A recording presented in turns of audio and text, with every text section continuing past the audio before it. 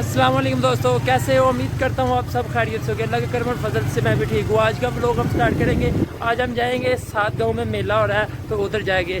आज हम देखते हैं, लॉकडाउन की वजह से वैसे मेले नहीं हो रहे लेकिन यहाँ मेला हुआ है, हमें पता चला तो हम देखने आगे कि मेला किस तरह का हो रहा है और कितना बड़ा हो रहा है। वैसे तो मेला काफ़ी बड़ा होता था इधर सात गाँव में, तो अभी देखते हैं कितना बड़ा और किस तरह का मेला है। तो मेले में काफ़ी इंजॉय होता है, लेकिन चलो दोस्तों देखते हैं अभी इधर मेला कितना बड़ा है। और हम जा रहे हैं मेले की तरफ, मैं और मेरे साथ दोस्त हैं, तो इंजॉय करते हैं और साथ आपको भी विजिट करवाते हैं मेला कैसा लग रहा है लॉकडाउन में।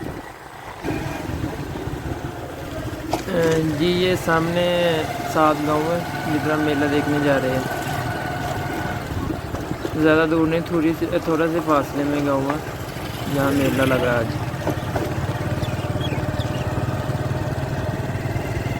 ये साथ खेत हरे भरे,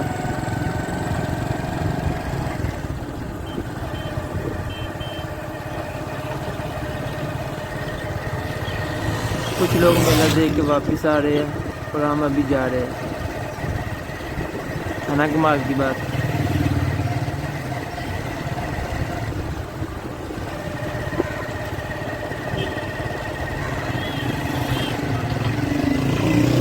उधर से टर्न लेना और बिल्कुल सामने दरबार है जहाँ मेला हो रहा है।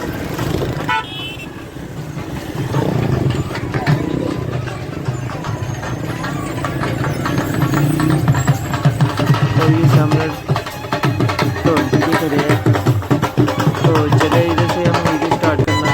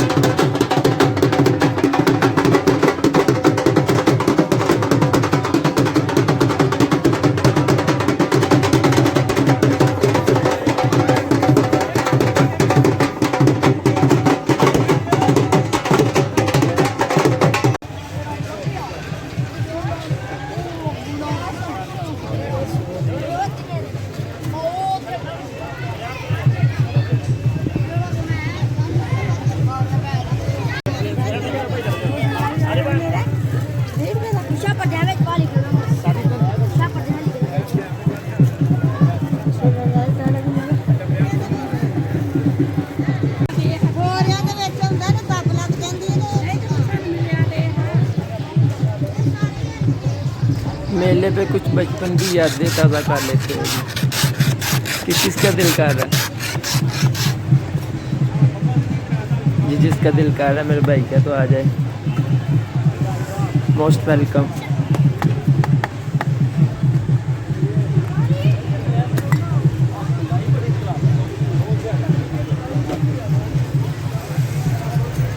लो जी, बड़ा गोलबा तैयार हो गया। चढ़ पा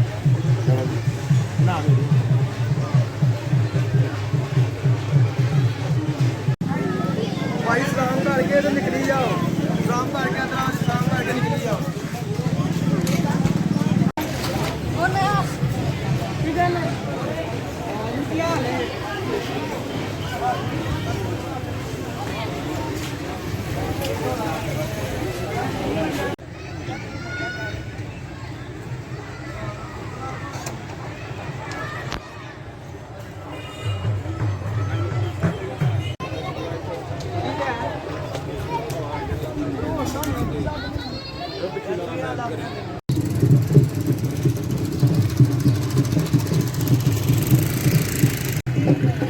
क्या नाम आपका? कौन सी क्लास में पढ़ते हो आप? गाँव कौन सा आपका?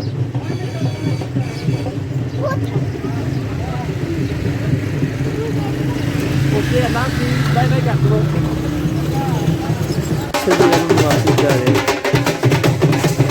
घर पे, मेला में विजिट कर दिया और हम घर जा रहे हैं। अच्छा जी दोस्तों, अब हम वापस जा रहे हैं मेले से। बहुत मज़ा आया मेले में हमें और काफ़ी इंजॉय किया, लेकिन पहले जैसे मेले नहीं हो रहे हैं अब, सिर्फ लॉकडाउन की वजह से ना पहले जैसे मेले नहीं हो रहे, नहीं तो काफ़ी बड़े मेले होते थे इधर। तो अभी काफ़ी छोटा मेला हुआ है, लेकिन काफ़ी मज़ा आया है।